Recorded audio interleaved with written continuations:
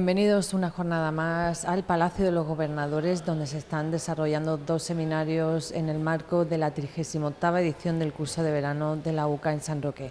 Estos dos seminarios viven, como decía, su segunda jornada hoy. Se trata de Miradas Cruzadas, Gibraltar ante la Guerra de España, y el otro seminario es el Derecho Penal, Corrupción y Delincuencia de Cuello Blanco y Zapatos de Tacón. Nosotros les vamos a contar ahora cómo han transcurrido esta segunda jornada de estos dos seminarios.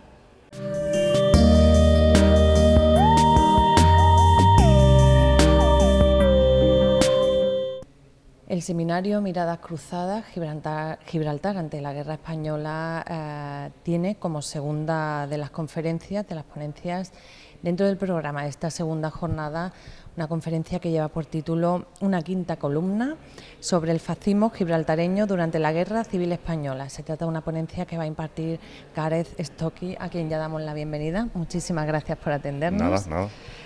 Una quinta columna, ¿por qué entre interrogaciones? ¿A qué se refiere con esa pregunta?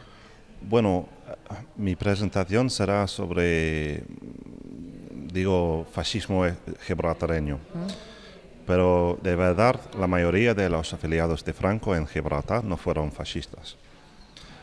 Pero durante la Guerra Civil, y especialmente por el fin de la Guerra Civil, 38-39, las autoridades inglesas empezaron a pensar que estos individuos fueron peligrosos, ¿no? Vale. Potencialmente una quinta columna. Después, durante la Guerra Mundial, 11 de esos hombres fueron detenidos por los ingleses y fue encarcelado en Inglaterra por la duración de la Guerra Mundial. ¿Por qué? Porque los autoridades les consideraron como fascistas, como quintas columnas. Vale.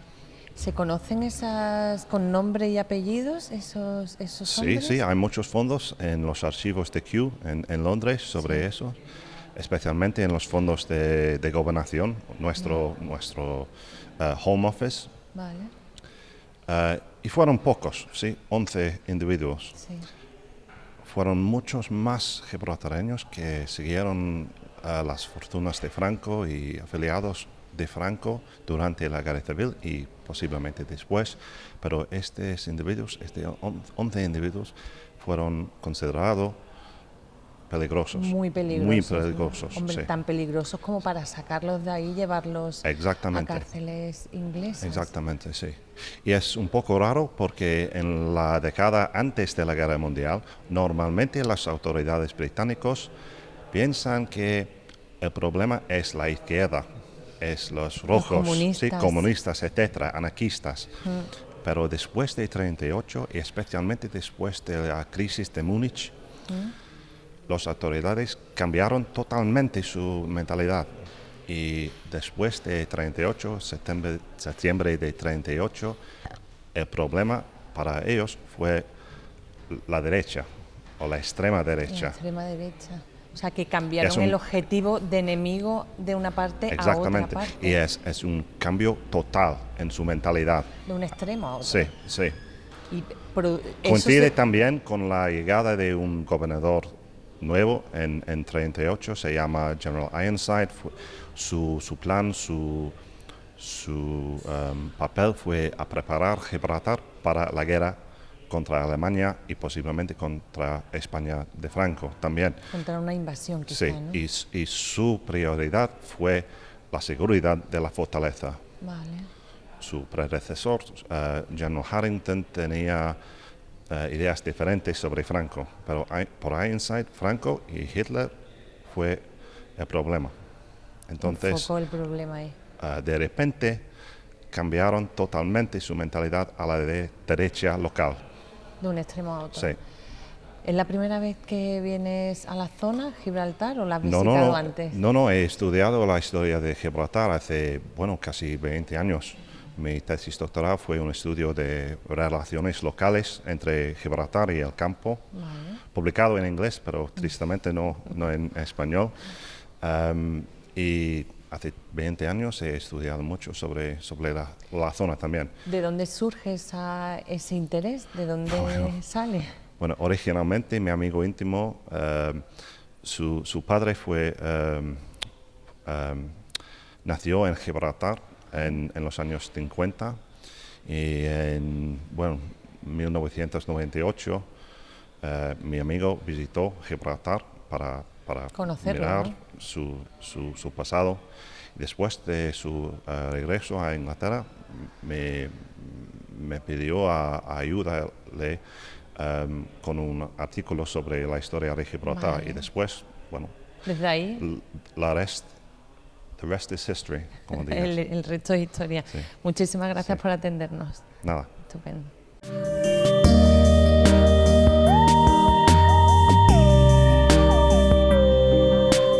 El seminario sobre Gibraltar y la guerra de España ha iniciado esta segunda jornada con una conferencia titulada Gibraltar, la guerra civil en un territorio de frontera, una conferencia que ha sido impartida por José Manuel Algarbania, a quien ya damos la bienvenida. Muchísimas gracias por acompañarnos. Gracias. ¿Qué líneas fundamentales has intentado transmitir en esta conferencia? Bueno, yo creo que el objetivo fundamental era poner a Gibraltar en su justa medida en cuanto a la importancia que tuvo en la guerra civil, los años anteriores y los años posteriores a la guerra civil. La colonia de Gibraltar en este territorio hace que haya una serie de singularidades que no se dan en ningún otro territorio de la península o de España en aquel momento, y un poco ahí eso es lo que he intentado incidir. ¿Cuáles son, pues antes, durante y después de la guerra, cuál es el papel que juega Gibraltar? Pues evidentemente, teniendo en cuenta que el campo de Gibraltar en esta época es una zona con una serie de características determinadas, como una fuerte presencia de las opciones republicanas o de la masonería. Todo eso va a influir en el papel de Gibraltar. Gibraltar va a estar presente en la preparación del golpe de Estado, tú sabes de eso bastante, en las visitas de altos cargos militares. He insistido, por ejemplo, en la amistad que había entre Ricardo Goizueta, jefe de Tarif Petroleum, que es la empresa que no le va a permitir el suministro de combustible a los barcos, que es íntimo amigo del general Sanjurjo, además amigo familiar. Él es el testigo de la boda de su hijo, Sanjurjo testigo de la boda del hijo del ingeniero Ricardo Goizueta.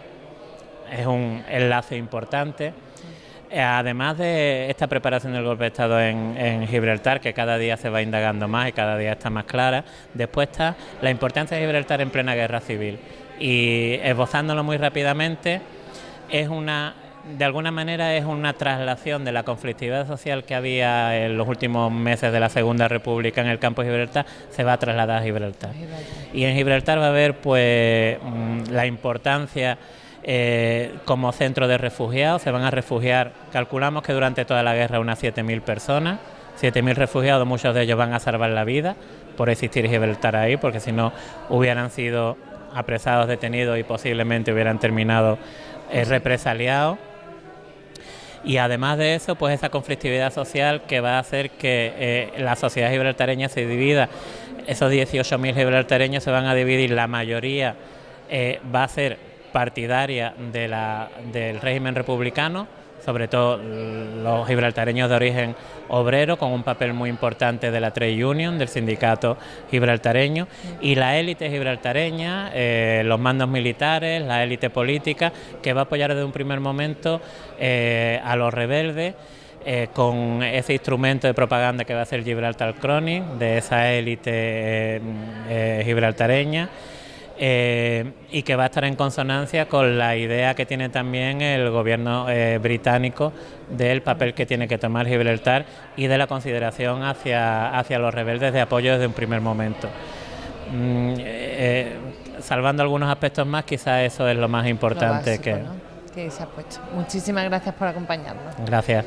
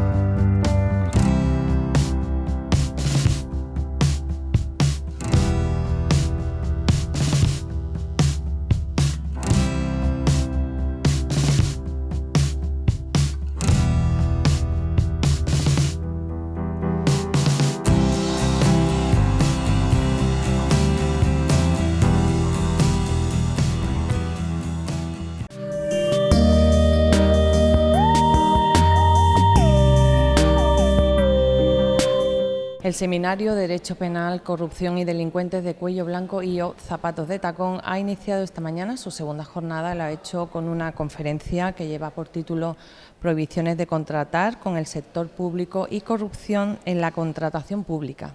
Esta conferencia ha sido impartida por Inma Valeige, a quien ya damos la bienvenida. Muchísimas gracias por acompañarnos. Gracias a vosotros. Líneas básicas que has intentado transmitir a los alumnos. Las líneas básicas, realmente fue la primera reflexión parte del escaso número de sentencias que existe en materia de cohecho en su versión activa, es decir, quién paga los sobornos. La segunda gran línea es explicar y reflexionar sobre el abanico de delitos de los que se vale el fiscal cuando los comportamientos tienen lugar en materia de contratación pública. La tercera gran línea fue exponer las directivas comunitarias y sus recomendaciones en materia de contratación pública, fundamentalmente las exclusiones de los operadores económicos cuando están condenados por determinados delitos. Y otras dos recomendaciones importantes, ¿no? Sobre la nulidad de los contratos objeto de corrupción y sobre la eficacia de lo que se llaman las compliance, ¿no? O las medidas de self-clinic, es decir, de los programas de prevención de riesgos. En las directivas, cómo estas recomendaciones de las dos directivas, la 23 y las 24, pasa a la Ley de Contratos Públicos, a la última Ley de Contratos Públicos en el artículo 71, la exclusión de los operadores económicos de los contratos de la contratación pública, del mercado de la contratación pública o de las concesiones, cuando derivan de un catálogo de delitos que están recogidos en el artículo 71, delitos que obviamente tienen que ver pues, con lo que se llaman algunas figuras de corrupción, es decir, fraudes, cohecho, financiación de partidos políticos, negociaciones prohibidas, malversación, delitos contra la seguridad social y hacienda pública. ¿Cómo contempla, cómo regula las exclusiones la Ley de Contratos Públicos? Una serie de consideraciones del procedimiento, de los órganos de imposición, de su duración, de los destinatarios de estas medidas cuando son empresas. Y por último, en una tercera fase, cómo estas prohibiciones de contratar y todos los problemas que conlleva, fundamentalmente antinomias, con las anteriores recomendaciones, se recogen en el Código Penal español. Y ahora, conclusiones. Mi pregunta, ¿todo eso que recoge la ley y el Código Penal ahora mismo en España es suficiente para atajar este tipo de delitos, esta corrupción? ¿Es suficiente? ¿Se aplica? ¿Situación ahora mismo? Vamos a ver, muchas de estas... A ver, la pregunta es compleja. ¿Por qué? Porque los dos sistemas jurídicos son diferentes. Es decir, hay grandes reformas en el ámbito penal que evidentemente hay que depurar y matizar, y como es ya una petición reiterada, ¿no?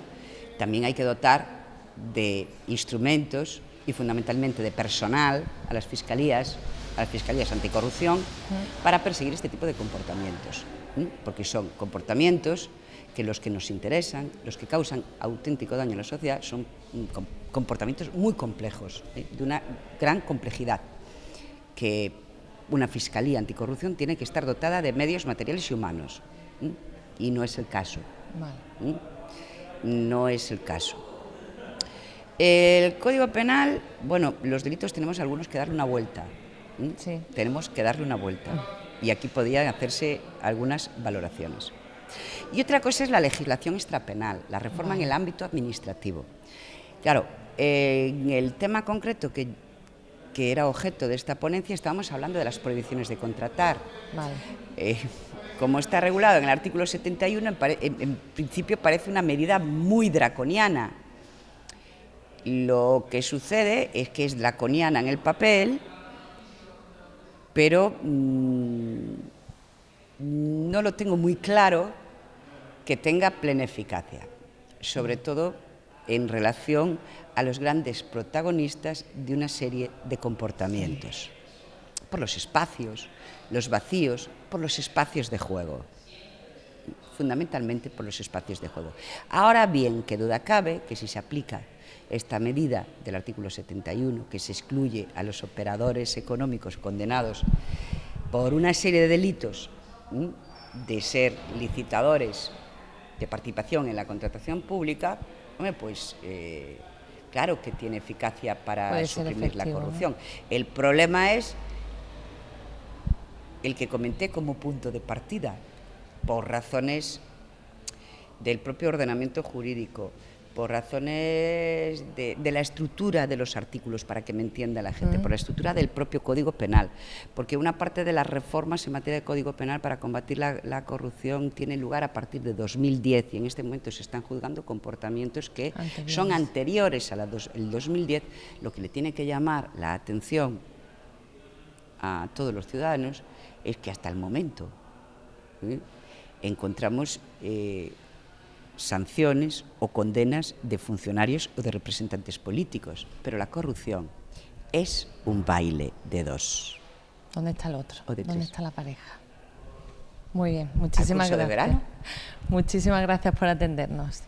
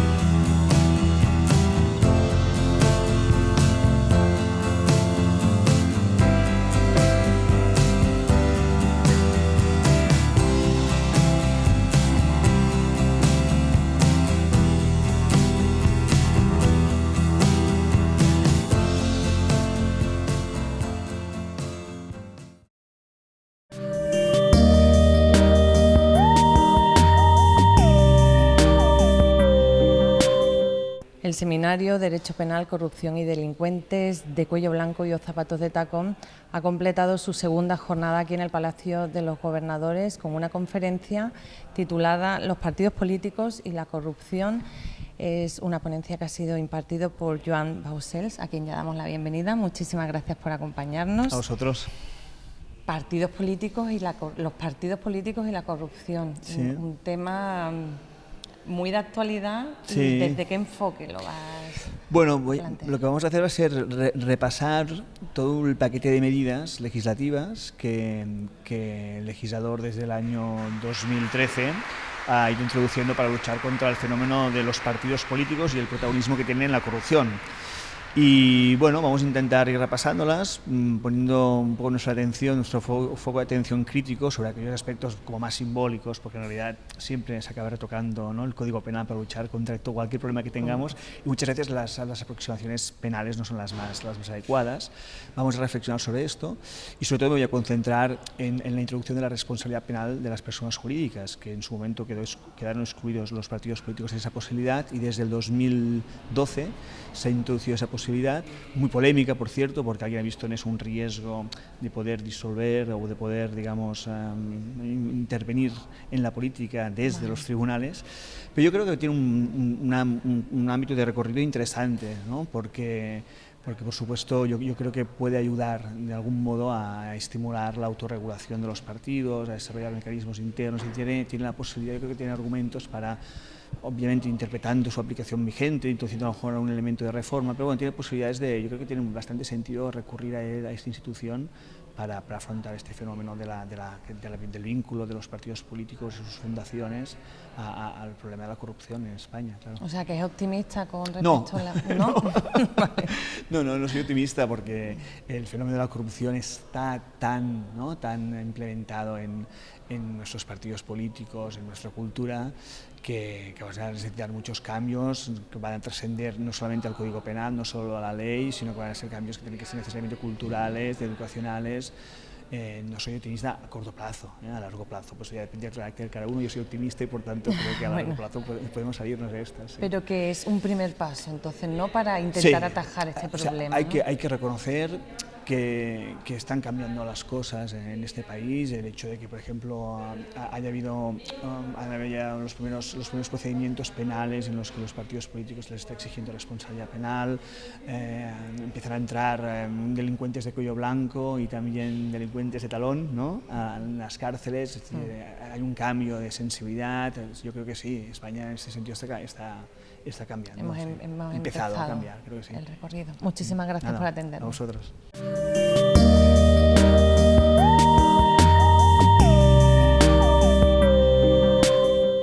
Estos dos seminarios que se desarrollan en el Palacio de los Gobernadores vivirán mañana su jornada final. Se trata de Miradas Cruzadas, Gibraltar ante la guerra de España y Derecho Penal, Corrupción y Delincuentes de cuello blanco y o zapatos de tacón. Pero mañana también el Palacio de los Gobernadores será el escenario donde comience un tercer seminario que se va a desarrollar miércoles, jueves y viernes. Se trata del seminario Gibraltar, Frontera Exterior Europea, negociando el Brexit y sus consecuencias. Mañana se inicia este seminario que, como decía, se va a desarrollar hasta el próximo viernes. Nosotros volvemos mañana a contarles cómo se inicia este seminario y cómo viven su última jornada los otros dos.